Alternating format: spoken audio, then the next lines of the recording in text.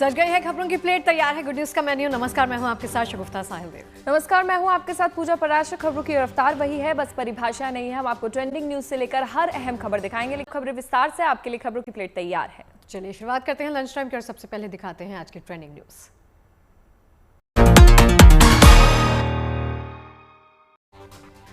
Operation सिंदूर के बाद बीकानेर पहुंचे पीएम मोदी की करणी माता मंदिर में शक्ति पूजा करते नजर आए। देशनोक रेलवे स्टेशन का किया उद्घाटन। नाल एयरबेस पर वायुवीरों से मुलाकात कर बढ़ाएंगे हौसला। घाटी में आतंकवाद पर करारा प्रहार। किश्तवाड़ में सेना से मुठभेड़ में 2 आतंकवादी ढेर। इलाके में सेना का सर्च ऑपरेशन जारी। पाकिस्तान के आतंकी पोल खोलने यूएई और जापान पहुंचा भारत का डेलीगेशन। सर्वदलीय सांसदों की 7 टीमें दुनिया भर में पाकिस्तान का आतंकी चेहरा करेंगी बेनकाब। दिल्ली और एनसीआर में आज भी मौसम में नरमी के आसार हैं। कर्नाटक, गुजरात, महाराष्ट्र समेत देश के तमाम हिस्सों में बारिश का अलर्ट। गर्मी से मिलेगी राहत। कांस फिल्म फेस्टिवल में ऐश्वर्या राय का जलवा दिखा देसी अंदाज। साड़ी और सिंदूर ने सुंदरता में लगाई 4 चांद। और चलिए सबसे पहले बात करते हैं लंच टाइम में उस खबर की जिसने हर किसी को हैरत में डाल दिया, हर किसी को परेशान कर दिया, जिसमें 227 यात्रियों की जान पर बनाई थी। जब दिल्ली से श्रीनगर जा रही इंडिगो एयरलाइंस की फ्लाइट टर्बुलेंस में फंस गई थी, लेकिन विमान के पायलट और क्रू मेंबर्स की सूझबूझ से किसी भी पैसेंजर को नुकसान नहीं पहुंचा और पायलट ने श्रीनगर हवाई अड्डे पर सुरक्षित लैंडिंग भी करवाई। हालांकि तूफान में विमान के अगले हिस्से को नुकसान जरूर हुआ है, लेकिन पायलट धैर्य और कुशलता की तारीफ हर कोई कर रहा है।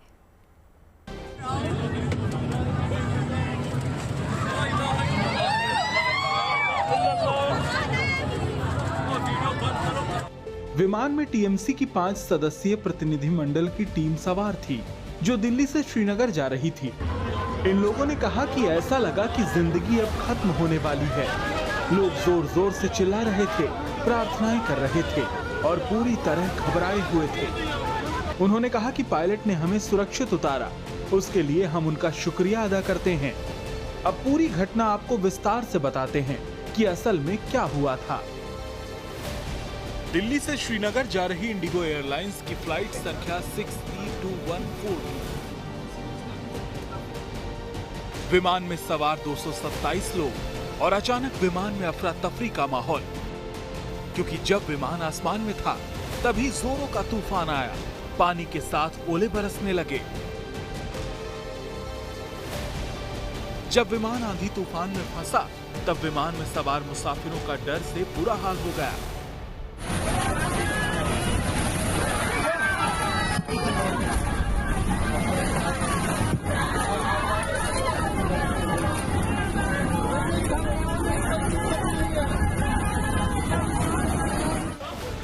आंधी के वक्त विमान में सभी भयभीत थे। विमान पर तूफान का असर साफ नजर आ रहा था। विमान में बैठे एक मुसाफिर के मुताबिक विमान के सफर में उन्होंने ऐसा खौफनाक पल कभी नहीं देखा था। विमान पर सवार काफी लोग डर से रोने लगे थे। जी, प्लेन बहुत नॉर्मली से चल रहा था, बट अचानक से अनाउंसमेंट आया कॉकपिट से कि फास्टन योर सीट बेल्ट्स, तो हम टर्बुलेंस होने वाली है। जो ही टर्बुलेंस स्टार्ट हुई, अब मैं आपको बोलूँगा कि ऐसी टर्बुलेंस हुई जो कि मैंने लाइफ में पहली बार देखी। ऐसी टर्बुलेंस हुई और जो कि हमारे साथ पैसेंजर्स बैठे थे सब रो रहे थे कि ट्रॉमेटाइज हुए कि इस वाली टर्बुलेंस से। जबकि मैं फ्रीक्वेंट फ्लायर हूँ, मैंने आज तक ऐसी कभी टर्बुलेंस देखी नहीं है लाइफ में कि ऐसा टर्बुलेंस जैसे हमने आज फेस किया। फिर जब हमें प्लेन से डिबोर्ड किया, तब कि हमने जब प्लेन की हालत भी देखी, प्लेन की हालत देखी, तब हम और डर गए। बट हम थैंकफुल है पायलट की जिसने श्रीनगर में लैंड किया सेफली। विमान के चालक दल के सदस्यों के लिए हालात बेहद चुनौतीपूर्ण थे। उन्होंने तुरंत श्रीनगर एटीसी को इमरजेंसी का संदेश भेजा। शाम के करीब 6:30 बजे श्रीनगर एयरपोर्ट पर विमान को सुरक्षित लैंड करा दिया गया। लैंडिंग के बाद की विमान की तस्वीर देखिए और इससे अंदाजा लगा सकते हैं कि हालात कितने विकट हो गए थे। विमान का नोज टूट गया था और विमान को काफी नुकसान भी पहुंचा था। लेकिन सलाम है पायलट और क्रू मेंबर को, जिन्होंने विपरीत परिस्थिति में भी धैर्य नहीं खोया।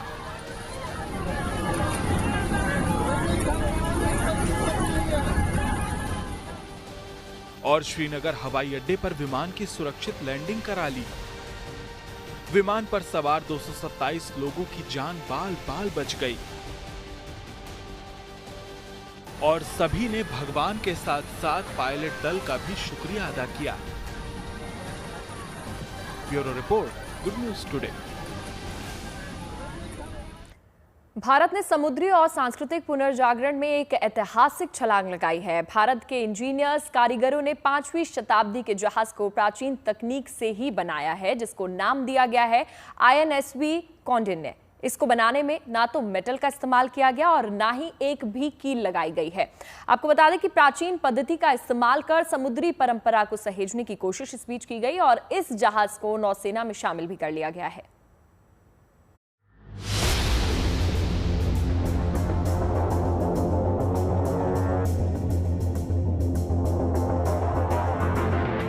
ये भारत की समृद्ध समुद्री विरासत का प्रतीक है। प्राचीन इंजीनियरिंग और संस्कृति को सहेजने की कोशिश है। ये भारत की शिल्प कला और गुणवत्ता की गवाही देता है। यह है प्राचीन सिले हुए जहाज INSV कौंडिन्य, जिसे बुधवार को भारतीय सेना में शामिल किया गया। इस जहाज का नाम कौंडिन्य के नाम पर रखा गया है, जो एक प्रसिद्ध भारतीय नाविक थे जिन्होंने हिंद महासागर पार कर दक्षिण पूर्व एशिया तक यात्रा की थी। जहाज के पालों पर गंड भेरुंड यानी एक दैवीय पक्षी, जिसका सनातन से संबंध माना जाता है, बना हुआ है। इसके अलावा सूर्य की आकृतियां भी बनाई गई हैं। जहाज की नोक पर सिंह याली की सुंदर मूर्ति है। डेक पर हड़प्पा काल की शैली में बने पत्थर का प्रतीकात्मक लंगर लगाया गया है। ये 5वीं शताब्दी के जहाज पर आधारित है, इसलिए इसे विरासत के साथ विकास का भी प्रतीक माना जा रहा है। इस जहाज का हर तत्व प्राचीन भारत की समृद्ध समुद्री परंपराओं को दर्शाता है। इस जहाज को अजंता गुफा के चित्रों और प्राचीन सिक्कों में दिखने वाले 2000 साल पुरानी जहाज निर्माण तकनीकों का उपयोग करके बनाया गया है। कौंडिन्य के निर्माण को भारत की खोई हुई समुद्री परंपराओं को जीवंत करने की बड़ी कोशिश के रूप में देखा जा रहा है। जहाज को प्राकृतिक सामग्रियों का उपयोग करके डिजाइन और बनाया गया है। कॉयर रस्सी से सिले हुए तख्ते, फिट होने के लिए उगाए गए वाई आकार के फ्रेम और चूने और मछली के तेल से संरक्षित इसमें एक भी कील नहीं लगाया गया है। अर्थशास्त्री और इतिहासकार संजीव सान्याल की अगुवाई में केरल और गोवा के कारीगरों, नाव बनाने वालों और नौसेना के वास्तुकारों के सहयोग से इसे पूरा किया गया है। इस परियोजना को संस्कृति मंत्रालय ने भी सहयोग दिया है।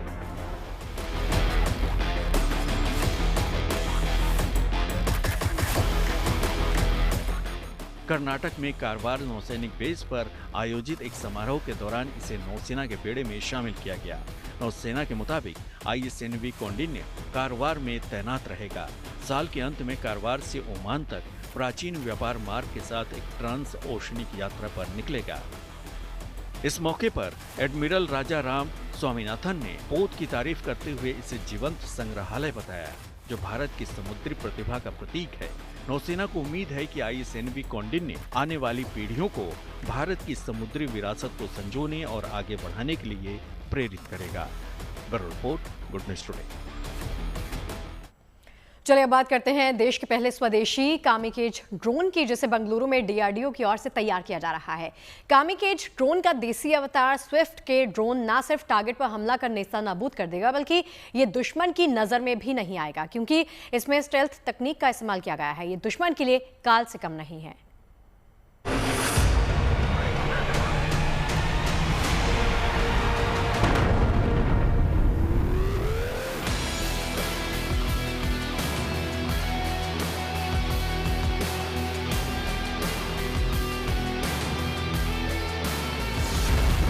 जंग में बाजी पलटने का दम,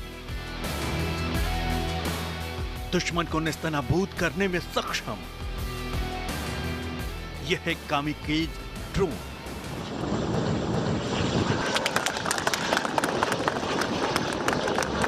सोचिए, आज जब यह ड्रोन युद्ध के मैदान में सटीकता के साथ दुश्मन को ध्वस्त करने का मादा रखता है, तो जब इस पर आधारित अपडेट वर्जन आएगा तो युद्ध के हालात क्या होंगे।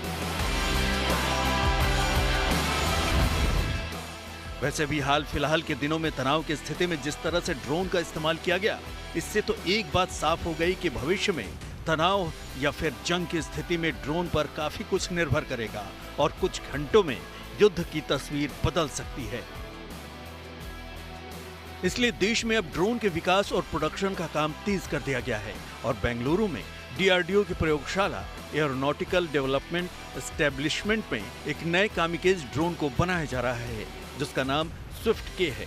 खास बात यह है कि देश का पहला कामिकेज ड्रोन होगा जो आसमान में 735 किलोमीटर प्रति घंटे की रफ्तार से उड़ान भर सकता है। इसमें स्टील्थ तकनीक का इस्तेमाल किया गया है, जिससे ड्रोन राडार को आसानी से चकमा देने में सक्षम है। ये पूरी तरह से ऑटोनोमस है, इसे चलाने के लिए किसी पायलट की जरूरत नहीं होगी। फिलहाल ये कामिकेज ड्रोन सामान्य रनवे से उड़ान भरता है, लेकिन आने वाले दिनों में इसे किसी भी जगह से इस्तेमाल किया जा सकेगा। DRDO ने इस ड्रोन के 2 प्रोटोटाइप तैयार किए हैं और इसका ढांचा Bengaluru Indian institute of science ने तैयार किया है, जिसका शेप और डिजाइन आसमान में ड्रोन के छिपने में भी मददगार साबित होगा। अगर इसकी खासियत की बात करें तो यह कामिकेज ड्रोन दुश्मन के ठिकानों पर हमला करने के बाद खुद भी नष्ट हो जाता है। ड्रोन के अगले हिस्से में वॉरहेड यानी विस्फोटक हथियार लगा है। स्विफ्ट के ड्रोन की खासियत यह भी है कि ये ड्रोन पाकिस्तान के पास मौजूद चीनी HQ-9 एयर डिफेंस सिस्टम को भी भेज सकता है। इसका वजन करीब 1050 किलो है, जो आसमान में 200 किलोमीटर दूर तक कमांड ले सकता है। यानी कि ये कामिकेज ड्रोन दुश्मन के ठिकानों को पल भर में निस्तनाबूद करने का स्वदेशी और प्रभावी हथियार है, जिसे DRDO खुद विकसित कर रहा है। माना जा रहा है कि जल्द ही इस ड्रोन को भारतीय सेना के बेड़े में शामिल कर लिया जाएगा, जिससे न सिर्फ सेना की ताकत और बढ़ेगी, बल्कि दुश्मनों के लिए ये ड्रोन किसी काल से कम नहीं होगा। Bureau report, good news today. वहीं जापान ने अपने अब तक के सबसे बड़े हथियार शो का उद्घाटन किया। टोक्यो के पास लगी एक जापानी प्रदर्शनी में जापानी मिसाइल, युद्धपोतों और लेजर तथा इलेक्ट्रोमैग्नेटिक रेलगन पर रिसर्च का प्रदर्शन किया गया। आयोजक क्लेरियन डिफेंस एंड सिक्योरिटी के मुताबिक ये शो 2023 के शो से दोगुना बड़ा रहा, जिसने 33 देशों की 471 फर्मों में आकर्षित किया। आपको बता दें कि इसमें जापान की ही 169 कंपनियां शामिल भी रही हैं।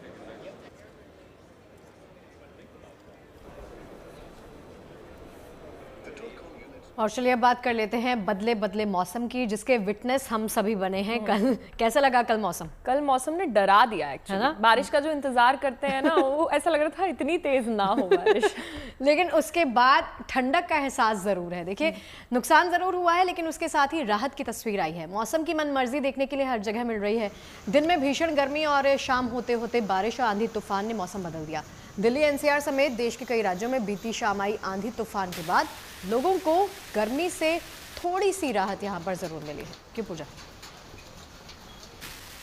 और तापमान में काफी गिरावट भी शगुफ्ता दर्ज की गई है। जो तापमान 44 डिग्री पार कर गया था, वो अब करीब 38 डिग्री पर पहुंच गया है।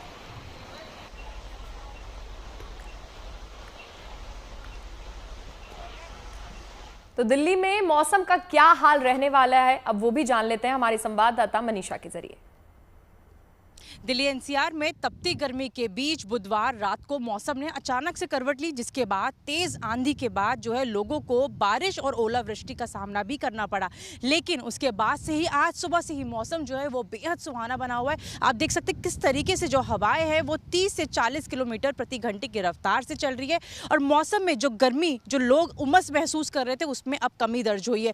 मौसम एकदम साफ है, लेकिन उसके बावजूद धूप निकलने के बावजूद जो है आपको वो गर्मी का एहसास नहीं हो रहा है। बीते दिन पहले जो है उमस की वजह से लोगों को जो हीट इंडेक्स, जो गर्मी मानव शरीर को जो महसूस हो रही थी, वो 50 डिग्री के पास थी। लेकिन कहीं ना कहीं उस चीज़ में गिरावट जो है वो दर्ज की गई है। अगर आज के तापमान की बात करूं तो न्यूनतम तापमान जो है वो 28 डिग्री के आसपास बना हुआ है और वहीं अधिकतम तापमान जो है वो 38 डिग्री के आसपास बना हुआ है। और मौसम में जो ये अचानक से करवट आई, उसके पीछे मौसम विभाग का अनुमान ये है कि एक साइक्लोनिक सर्कुलेशन पैटर्न जो है वो हरियाणा हरियाणा और उसके आसपास के क्षेत्रों में बन रहा था और उसकी वजह से जो है अचानक से आंधी तूफान जो है एकदम से आई। साथ ही साथ अरब सागर और बंगाल की खाड़ी से जो नमी जो लगातार आ रही थी, ज़्यादा नमी होने की वजह से भी जो है बारिश के जो है वो चांसेस बनते हैं और ये दोनों चीज़ें मिलने की वजह से है इस तरीके से आंधी जो है दिल्ली एनसीआर में देखी गई। साथ ही साथ अचानक से जो बारिश हुई है पूरे दिल्ली एनसीआर के अलग अलग इलाकों में, उसने मौसम एकदम बदल दिया। लोगों को वाकई में राहत मिली है क्योंकि आप देख सकते हैं कर्तव्य पथ की आपको मैं तस्वीरें दिखा रही हूँ और एकदम मौसम जो है साफ है, लेकिन लोग बिना कुछ सोचे जो है अब आसानी से घर से बाहर निकल पा रहे हैं क्योंकि गर्मी का एहसास अब कम हो रहा है और मौसम बेहद सुहाना हो चुका है। कैमरामैन मृदुल मोहन सचदेवा के साथ Manisha Ladda, good news today. अब देखिए मौसम का हाल तो आप देख ही रहे हैं। गुजरात में भी भीषण गर्मी से लोगों को थोड़ी सी राहत मिली है। दरअसल अरब सागर में एक निम्न दबाव का क्षेत्र बना है जिसके चलते गुजरात में बारिश की संभावना मौसम विभाग ने जता दी है। हमारे सहयोगी अतुल तिवारी की एक खास रिपोर्ट देखिए। अरब सागर में लो प्रेशर बनने की वजह से गुजरात के कई जिलों में भारी बारिश की चेतावनी मौसम विभाग की तरफ से जारी की गई है, जिसके बाद गुजरात के मुख्यमंत्री भूपेंद्र पटेल द्वारा स्टेट इमरजेंसी कंट्रोल सेंटर को 24 घंटे चालू रखने के आदेश जारी कर दिए हैं। साथ ही में सभी जिला प्रशासन को कहा गया है कि तेज हवाएं चलेंगी और अति भारी बारिश हो सकती है। ऐसी स्थिति में जरूरी सारी जो तैयारियां हैं वो जिला प्रशासन की तरफ से कर ली जाए। मौसम विभाग की चेतावनी की बात करें तो 25 तारीख तक सौराष्ट्र और दक्षिण गुजरात में भारी बारिश की चेतावनी दी गई है। आने वाले 25 तारीख तक मछुआरों को भी समुद्र में नहीं जाने की चेतावनी मौसम विभाग की तरफ से जारी कर दी गई है। कैमरा पर्सन जयमीन व्यास के साथ Atul Tiwari, good news today, Ahmedabad. और अब बात कर लेते हैं महावत विलेज की। दरअसल हम सभी जब उत्तराखंड के जिम कॉर्बेट या फिर राजस्थान के रणथंभौर घूमने के लिए जाते हैं तो हाथी की सवारी जरूर करते हैं और उन हाथियों की देखभाल करते हैं महावत। वो महावत ही होते हैं जो हाथियों को ट्रेन करते हैं, तभी तो पर्यटक आसानी से हाथी की सवारी कर पाते हैं। लेकिन क्या आपको पता है कि भारत में महावतों का एक बेहद ही फेमस गांव भी है। इस महावत विलेज में तमाम आधुनिक सुविधाएं हैं, तो चलिए अब वो देखते हैं।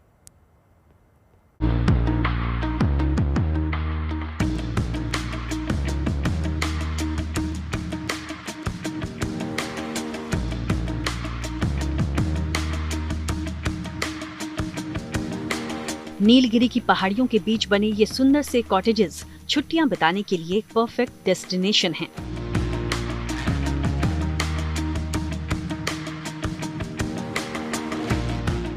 ऊपर बादलों से घिरा आसमान और सामने है खुला मैदान। कॉटेज का दरवाजा खोलते ही नजर आता है सुंदर सा बगीचा।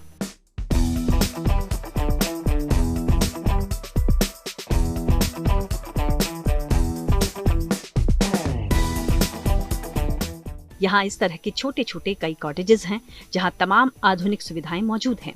लेकिन आपको ये जानकर हैरानी होगी कि ना तो ये कोई रिजॉर्ट है और ना ही सैलानियों के लिए बनाए गए कॉटेज, बल्कि ये हाथियों की देखभाल करने वाले महावतों के मकान हैं, जिसे आज दुनिया महावत विलेज के नाम से जानती है। भारत में पहली दफा हाथियों के रखवालों के लिए महावत विलेज नाम से आवासीय परिसर बनाया गया है। ये महावत विलेज तमिलनाडु के नीलगिरी जिले में मुदुमलाई टाइगर रिजर्व के थेप्पाकाडू हाथी शिविर में बनाया गया है। इसमें 44 नए मकान बनाए गए हैं, जहां पीने के पानी की सुविधा, शौचालय और बच्चों के लिए खेल का मैदान शामिल है। This is the first time in India that a township is created exclusively for the occupation of our Maut. महावतों के आधुनिक मकानों के अलावा यहाँ हाथियों के लिए भी कई विशेष इंतजाम हैं। जैसे यहाँ कई बड़े बड़े तालाब हैं जहाँ जाकर हाथी अपनी प्यास बुझाते हैं। साथ ही महावत उनको नहलाते भी हैं। नहाने के बाद ये हाथी जंगल की सैर पर निकल जाते हैं।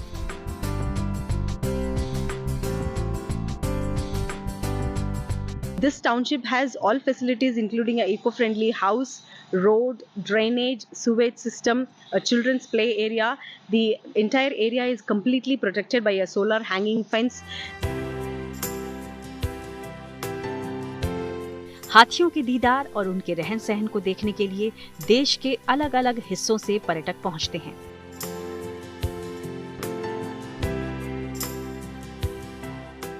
महावत पर्यटकों के सामने ही हाथियों को खाना खिलाते हैं, जिसे देख सैलानी बेहद खुश होते हैं।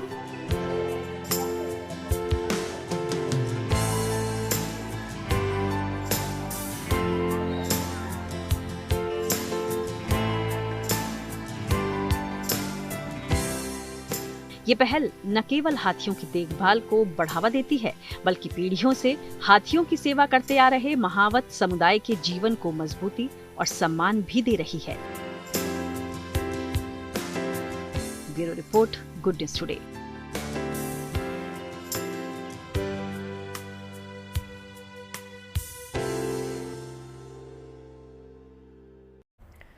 उत्तर प्रदेश की बात कर लेते हैं। उत्तर प्रदेश में बर्ड फ्लू की वजह से चिड़ियाघरों को बंद कर दिया गया है। साथ ही इटावा सफारी में भी पर्यटकों के पहुंचने पर रोक लगा दी गई है।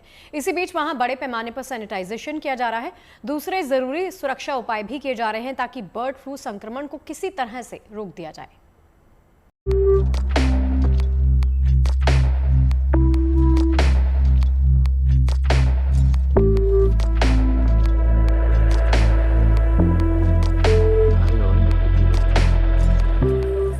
तस्वीर इटावा के सफारी पार्क की है।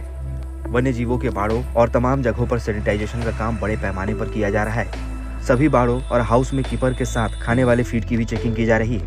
वजह है बर्ड फ्लू संक्रमण, जिसे रोकने की कवायद युद्ध स्तर पर की जा रही है। उत्तर प्रदेश के गोरखपुर चिड़ियाघर में H5 एवियन इन्फ्लुएंजा संक्रमण की पुष्टि के बाद से इटावा का सफारी पार्क भी अलर्ट मोड पर है। संक्रमण की आशंका के चलते सफारी पार्क को 20 मई तक बंद किया गया था, लेकिन अब इसे 27 मई तक के लिए बंद कर दिया गया है। इस दौरान सभी बाड़ों को पूरी तरह सैनिटाइज कर लिया जाएगा। 5 एवियन इन्फ्लुएंजा की पुष्टि हुई थी, उसके बाद से निर्णय लिया गया था उच्च स्तर से कि इसको जू को 7 दिन के लिए बंद कर दिया जाए। और उसके साथ ही निर्देश थे कि सभी को विशेष करके पूरे क्षेत्र में कोई भी पक्षी या कोई कैजुअलिटी होती है तो उसका पता लगाते रहें और ससमय उसको रिपोर्ट करें। दूसरा था कि सैनिटाइजेशन पे अपना विशेष ध्यान दें। वन विभाग की टीम सैनिटाइजेशन के साथ साथ पूरे वन क्षेत्र में भी गश्त लगा रही है। अच्छी बात यह है कि सफारी में कहीं पर भी किसी भी पक्षी या बेजुबान की मृत्यु की खबर नहीं है, न ही किसी पशु पक्षी में संक्रमण के लक्षण दिखे हैं।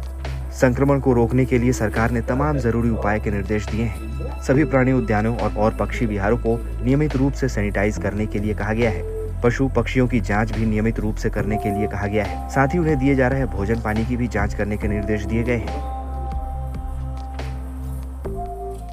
कोई भी रिस्क हम नहीं लेना चाहते इन्फेक्शन फैलने का। जू के अंदर बच्चे खास तौर से जाते हैं, बच्चों में किसी तरह का इसका असर न नजर आए, इसलिए हमारे मुख्यमंत्री जी ने 1 हफ्ता और बंद करने का सभी जू को निर्देश दिया है। इस बीच में कुछ जानवरों को जो सैंपल्स गए हुए हैं भोपाल और IVRI बरेली, वहां से रिपोर्ट भी आएगी और उसके अनुसार आगे की कार्रवाई हम माननीय मुख्यमंत्री जी के निर्देश से करेंगे। बर्ड फ्लू से संक्रमण का खतरा जानवरों की देखभाल में लगे कर्मचारियों को भी है, लिहाजा कर्मचारियों को मास्क लगाकर, PPE किट और दस्ताने पहनकर पशु पक्षियों को देखभाल करने को कहा गया है, ताकि बेजुबानों के साथ साथ उनकी देखभाल कर रहे कर्मचारी भी पूरी तरह सुरक्षित रहें। इटावा से अमित कुमार तिवारी के साथ bureau report, good news today. देखिए, उत्तराखंड में चारधाम यात्रा का उत्साह जोरों पर है। 21 मई को सबसे ज्यादा तीर्थयात्री केदारनाथ धाम पहुंचे। अब तक 11.5 लाख से ज्यादा श्रद्धालु चारधाम की यात्रा कर चुके हैं। और अच्छी बात यह है कि यात्रा मार्ग में प्रशासन मेडिकल फैसिलिटी लगातार बढ़ा रहा है।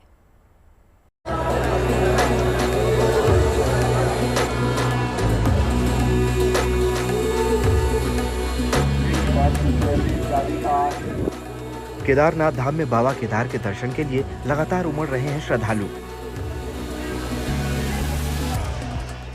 बद्रीनाथ धाम में भगवान बद्री विशाल के दर्शन के लिए लगी भक्तों की कतार।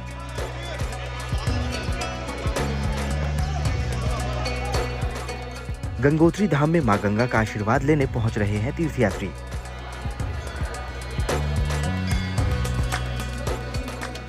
यमुनोत्री धाम में लगा आस्था का मेला। दर्शनार्थियों और श्रद्धालुओं से इन दिनों गुलजार है उत्तराखंड के चारों धाम। यहाँ आने वाले श्रद्धालुओं का उत्साह और उमंग देखते ही बनता है। चारों धामों का रास्ता भले ही बेहद कठिन हो, लेकिन श्रद्धालुओं के चेहरे पर शिकन तक नहीं। जब तक धाम नहीं पहुंच जाते और दर्शन नहीं कर लेते, तब तक न रुकते हैं और न ही थकते हैं। मौसम का रुख चाहे जैसा भी रहे, श्रद्धालुओं के मन में चारों धाम यात्रा के लिए उत्साह में कोई कमी नहीं है। यही वजह है कि 30 अप्रैल को गंगोत्री और यमुनोत्री धाम के कपाट खुलने के साथ शुरू हुई यात्रा में 21 मई तक 11,55,838 तीर्थयात्री हिस्सा लेकर दर्शन पूजन का सौभाग्य प्राप्त कर चुके हैं। बुधवार 21 मई को यमुनोत्री धाम के दर्शन के लिए 10,320 श्रद्धालु पहुंचे। गंगोत्री धाम में 9,812 श्रद्धालुओं ने मां गंगा का आशीर्वाद लिया। केदारनाथ धाम में 23,456 भक्तों ने दर्शन किए। वहीं बद्री विशाल धाम में 20,302 भक्त भगवान बद्री विशाल के दर्शन कर धन्य हुए। चार धाम की यात्रा में श्रद्धालुओं को किसी तरह की परेशानी न हो, इसके लिए सुविधाओं के साथ साथ चिकित्सा केंद्र भी स्थापित किए जा रहे हैं। प्रशासन ने यात्रा मार्ग पर चिकित्सा सहायता बढ़ा दी है। एक चिकित्सा केंद्र स्थापित किया जा रहा है, जिसमें 6 बड़े बेड हैं, उसे बढ़ाकर 17 बेड करने की योजना है। स्वास्थ्य विभाग ने सोनप्रयाग और हेलीपैड जैसे चेक पोस्ट पर 11 स्क्रीनिंग टीमें तैनात की हैं और ट्रैकिंग रूट पर 10 मेडिकल रिलीफ पॉइंट बनाए हैं। ये MRP तत्काल चिकित्सा देखभाल के साथ BP, शुगर और ऑक्सीजन की जाँच करते हैं। कुल मिलाकर जिला अस्पतालों और केदारनाथ के बीच करीब 100 डॉक्टर और 250 पैरामेडिक्स तैनात हैं। उत्तराखंड सरकार ने विशेष रूप से बुजुर्गों और बीमारी का इलाज करा रहे लोगों को यात्रा शुरू करने से पहले स्वास्थ्य जांच करवाने के लिए कहा है। देहरादून से अंकित शर्मा के साथ bureau report, good news today.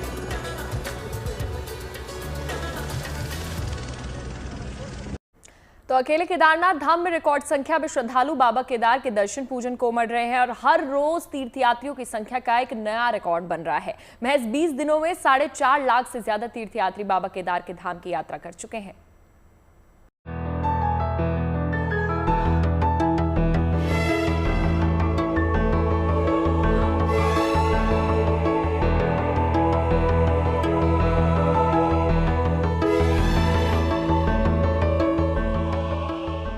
देवभूमि उत्तराखंड की धरती इन दिनों बाबा केदार के भक्तों से गुलजार है। मौसम की विषम परिस्थितियां भी शिव भक्तों के हौसले को डिगा नहीं सकी है। आंधी हो या बारिश, भक्तों की आस्था कम नहीं हो रही है। गर्भगृह से लेकर मंदिर परिसर तक भक्तों की भारी मौजूदगी है। रोजाना 24,000 के करीब तीर्थयात्री केदारनाथ धाम के दर्शन पूजन को पहुंच रहे हैं। कोई पैदल यात्रा कर बाबा केदार के दर पर शीश झुका रहा है, तो कोई घोड़े खच्चर पालकी पर सवार होकर। कई भक्त हेलीकॉप्टर के जरिए बाबा के धाम पहुँच रहे हैं। शक्ति और सामर्थ्य भक्तों की अलग अलग है, लेकिन तमन्ना हर किसी की बस एक ही है, बाबा केदार का दर्शन पूजन कर उनसे अपनी मनोकामना पूरी होने का आशीर्वाद लेना। 2 मई को केदारनाथ के कपाट खुले थे। तब से ही केदार धाम में रिकॉर्ड संख्या में भक्तों के पहुंचने का सिलसिला शुरू हो गया। बाबा केदार के दर्शन का आलम यह है कि महज 20 दिनों में ही भक्तों का आंकड़ा 4.5 लाख के पार पहुँच गया है और अगर रफ्तार ऐसी ही जारी रही तो इसमें कोई शक नहीं कि इस साल केदारनाथ धाम में दर्शन करने वाले श्रद्धालुओं का एक नया रिकॉर्ड बन जाएगा। इतनी बड़ी तादाद में भक्त केदार धाम पहुंच रहे हैं तो उसकी सबसे बड़ी वजह बाबा केदार में उनकी आस्था है, तो दूसरी वजह यात्रा मार्ग से लेकर धाम तक मुहैया कराई गई सुविधाएं भी है। धाम पहुंच रहे भक्त जिला प्रशासन की ओर से दी जा रही सुविधाओं से खुश हैं। हम पूना से आए हैं केदारनाथ और हमने पैदल यात्रा की है केदारनाथ की, और यहाँ पे आके ऐसा लग रहा है कि बहुत ही डिवाइन एनर्जी है और प्रशासन भी मतलब अच्छा काम कर रहा है। हम केदारनाथ आज पहली बार आए थे। पहली बार में हमें बहुत अच्छे दर्शन हुए। बाकी प्रशासन ने बहुत अच्छी व्यवस्था कर रखी है, रहने की, खाने की और सब कुछ बहुत बढ़िया है। हर हर महादेव। यहाँ पे पहली बार आए थे, बहुत अच्छी व्यवस्था थी। प्रशासन ने बहुत ही अच्छी व्यवस्था किया है यहाँ पे और हम बहुत बहुत आभारी हैं प्रशासन के। केदारनाथ दर्शन भी अच्छा हुआ, अभिषेक भी करे और गर्म पानी भी मिले, अच्छा सुविधा हुआ। जिला प्रशासन की ओर से भक्तों के लिए सभी सुविधाओं का ख्याल रखा जा रहा है। स्वास्थ्य, पेयजल, चिकित्सा से लेकर दूसरी सभी सुविधाएं श्रद्धालुओं को यात्रा मार्ग से लेकर धाम और यात्रा पड़ावों पर दी जा रही है। भक्तों की सुविधा के लिए इस बार जिला प्रशासन ने टोकन सिस्टम जारी किया है। टोकन के जरिए भक्तों को दर्शन हो रहे हैं। टोकन में दर्शन करने के लिए जो समय दिया गया है उसी समय भक्त मंदिर पहुंचकर दर्शन कर रहे हैं। भक्तों के लिए सबसे खुशी की बात यह है कि भीड़ ज्यादा होने के बावजूद उन्हें गर्भगृह में जाकर बाबा केदार के दर्शन हो रहे हैं। रात में जब तक यात्रियों की लाइन खत्म नहीं हो जाती तब तक दर्शन जारी रहता है। प्रशासन की कोशिश है कि कोई भी भक्त बिना दर्शन के ना लौटे। आस्था और आध्यात्म की इस यात्रा में तीर्थ यात्रियों की सेहत का भी भरपूर ख्याल रखा जा रहा है। फिट इंडिया मुहिम के तहत यात्रा मार्ग पर मौजूद ढाबों और रेस्टोरेंट में स्वाद और सेहत से भरपूर खाने का इंतजाम किया गया है। सरकार और प्रशासन की इस पूरी पहल का मकसद साफ है, यात्रा के दौरान श्रद्धालु सेहतमंद रहे, उनका स्वास्थ्य दुरुस्त रहे, ताकि चार धाम की उनकी यात्रा यादगार हो और सुगमता के साथ संपन्न हो। रुद्रप्रयाग से प्रवीण सेमाल के साथ bureau report, good news today. Uttarakhand के 4 धामों में से एक यमुनोत्री धाम में दर्शन और पूजन के लिए श्रद्धालुओं का उत्साह देखते ही बनता है। भक्तों की भारी संख्या को देखते हुए सुरक्षा के पुख्ता इंतजाम किए गए हैं। मान्यता यह है कि यहाँ स्नान, ध्यान और पूजा अर्चना से पुण्य का फल मिलता है और पितरों को मोक्ष की प्राप्ति होती है।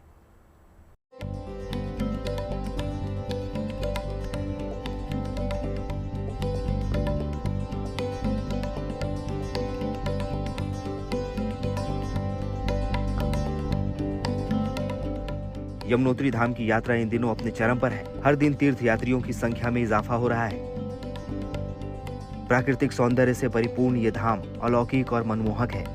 जानकी चट्टी से यमुनोत्री धाम तक करीब 5 किलोमीटर का पैदल सफर भले ही कठिनाई भरा हो, लेकिन रास्ते में राम मंदिर, बनेली घाट और भैरव मंदिर जैसे पवित्र स्थल, ठंडे पानी के रास्ते और बर्फ से लकदक पहाड़ी ग्लेशियर यात्रियों को मंत्रमुग्ध कर देते हैं। प्राकृतिक सौंदर्य के बीच यात्रियों की थकान कब दूर हो जाती है उन्हें पता भी नहीं चलता। धाम पहुंचकर वो आनंद और उमंग से भर जाते हैं। बेंगलुरु से। आप दिव्यांग हैं? हाँ, मैं दिव्यांग है। देवी दर्शन करके आया। देवी दर्शन अच्छी है, सब कुछ है, एनवायरमेंट सुपर है और दर्शन सुपर हो गया और ट्रस्ट है, सभी अच्छी हेल्प करेंगे, सर्विस अच्छी रहेंगे, सब कुछ अच्छा है। बहुत डेवलप दिख रहे हैं सब कुछ। बहुत शुक्रिया माता का। जय माता, जय माता, जय माता। यमुनोत्री धाम पहुंचते ही श्रद्धालु सबसे पहले तपत कुंड में स्नान करते हैं। ये गर्म जलकुंड केवल शरीर की थकान मिटाने का काम ही नहीं करता, बल्कि धार्मिक दृष्टि से भी इसका काफी महत्व है। मान्यता है कि यहाँ स्नान करने से पापों से मुक्ति मिलती है। यमुनोत्री में सूर्य कुंड, दिव्यशिला और विष्णु कुंड के स्पर्श और दर्शन का भी विशेष महत्व है। मंदिर के सामने दिव्य शिला की पूजा अर्चना के लिए दिन भर भक्तों का तांता लगा रहता है। यमुना जी की दिव्य शिला है। यमुना जी यहीं से प्रकट हुई है। यमुना जी की 2 धारा है। एक तो जो गर्म धारा है वो यहाँ से निकली है और जो शीतल धारा है वो कलिंद पर्वत से निकली है और वो कलिंद पर्वत से जामुन के वृक्ष से निकली है। वहां पर कोई कलयुग का आदमी नहीं जा पाता है। तो कहा जाता है तत्र दिव्य शिला नाम प्रसाद मुक्तिदायिनी कलो धर्म विहीनाया पूजा करवंतु मानव। जिस कलयुग के सच्चे मनुष्य पर माँ यमुना जी की कृपा अपार होती है, अपार आशीर्वाद होता है और इस शिला पर बैठता है। यहाँ पर बैठकर माँ यमुना जी की पूजा सच्चे तन मन धन से करता है तो यम त्रास से मुक्त हो जाता है। और क्योंकि यमुना जी जो है यमराज की बहन है, माँ यमुना जी ने अपने भाई यमराज जी से वरदान मांगा है, हे भैया जो मेरी यात्रा में आएगा और इस शिला पर बैठेगा, यहाँ पर मेरी पूजा सच्चे तन मन धन से करेगा, वह यम त्रास के लिए से जो है जन्म जन्मांतर के लिए मुक्त हो जाता है और उसको जो है स्वर्गलोक की प्राप्ति होती है। यमुनोत्री धाम में श्रद्धालुओं की भारी भीड़ को देखते हुए प्रशासन ने सुरक्षा के पुख्ता इंतजाम किए हैं। धाम क्षेत्र में एंट्री रजिस्टर्ड स्क्वाड की तैनाती की गई है। बम निरोधक दस्ता भी सुरक्षा व्यवस्था में मुस्तैद है। पुलिस, होमगार्ड और आईटीबीपी के जवान लगातार गश्त कर रहे हैं ताकि हर तीर्थयात्री को सुरक्षित और सुगम यात्रा का अनुभव मिल सके। यमुनोत्री धाम से ओमकार बहुगुणा के साथ bureau report, good news today. वहीं अयोध्या से करोड़ों राम भक्तों के लिए गुड न्यूज है। दरअसल राम मंदिर में 5 जून को राम दरबार का प्राण प्रतिष्ठा समारोह होगा। साथ ही 14 मंदिरों में देव प्रतिमाओं को स्थापित किया जाएगा। 3 जून से शुरू होने वाला यह अनुष्ठान बेहद ही भव्य और दिव्य होने वाला है।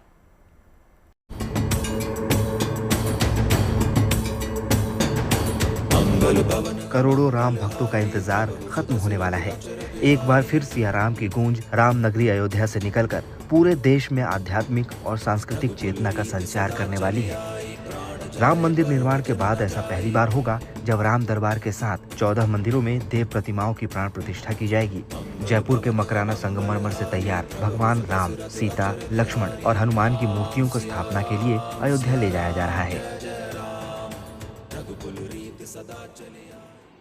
जानकर हर्ष होगा और आपके माध्यम से लाखों अन्य लोगों को कि प्रमुख मंदिर का निर्माण कार्य 5 जून यानी आने वाले इस महीने में 5 जून को पूजा के साथ स्थापना हो जाएगी।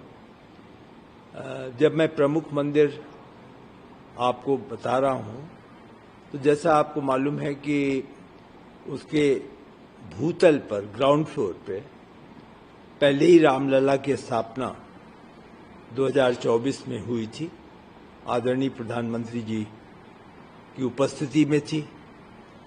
अब जो कार्य पूरा हो गया उसके बाद मंदिर का प्रथम तल और दूसरा तल और उसके ऊपर शिखर, ये निर्माण कार्य पूरा हो गया है और प्रथम तल में राम दरबार की स्थापना होगी। राम दरबार में भगवान राम, सीता, उनके भ्राता और हनुमान जी हैं। उनकी मूर्तियां जयपुर में शिल्पकार ने उस मूर्तियों को बनाया है। अयोध्या में 3 दिवसीय प्राण प्रतिष्ठा की तैयारियां जोरों पर है। 3 जून से प्राण प्रतिष्ठा समारोह शुरू होगी। पहले धार्मिक अनुष्ठान किए जाएंगे, जिनमें मूर्तियों का जलवास, अन्नवास और शय्यावास कराया जाएगा। इसके बाद 5 जून को गंगा दशहरा के पावन अवसर पर देव प्रतिमाओं की प्राण प्रतिष्ठा की जाएगी। इस ऐतिहासिक अनुष्ठान में काशी और अयोध्या के वैदिक आचार्य भाग लेंगे। सभी आचार्य मंत्रोच्चार और विधि विधान से प्राण प्रतिष्ठा की प्रक्रिया पूरी करेंगे। और 3 तारीख से पूजा जब शुरू होगी तो जो एक प्रतिष्ठान का कार्यक्रम होता है और एक गर्भगृह में उनकी स्थापना भगवान की होगी, वह 5 जून को हो जाएगी। तो इस प्रकार प्रमुख मंदिर का निर्माण कार्य पूरा हो जाएगा। इसी के साथ 5 जून को ही कुल मिलाकर जो अन्य छोटे मंदिर बने हैं उनको भी दर्शन के लिए सुविधा अब मिलेगी। 5 जून को समारोह के 1 हफ्ते के भीतर ही मंदिर के नए हिस्से को श्रद्धालुओं के लिए खोल दिए जाने की उम्मीद है। Bureau report, good news today.